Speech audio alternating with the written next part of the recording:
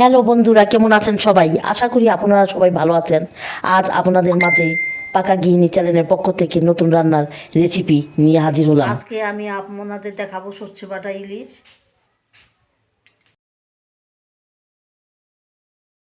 হলুদ দিয়ে দিয়েছি, এখন আমি মরিচের গুঁড়া দিয়ে দিব, অল্প মরিচের গুঁড়া দিয়ে দিব।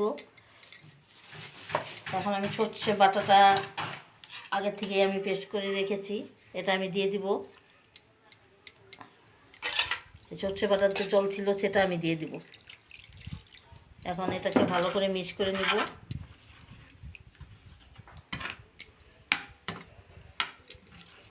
ভালো করে মিক্স করে নিতে হবে। আমি রাঁধুনি সরষের তেলটাই ব্যবহার করি। এখন আমি সরিষার তেলটা দিয়ে দিব।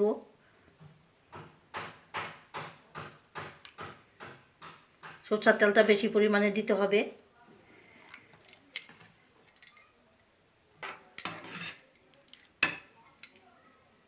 স্বাদ মতন লবণ দিয়ে দিব।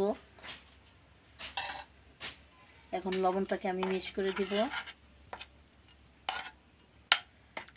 আমি চুলাটা অন করে নিব।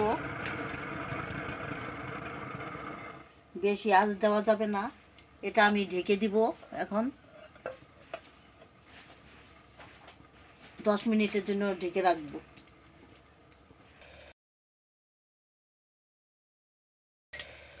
আমি 10 মিনিট পর এলাম, দেখি কেমন হয়েছে।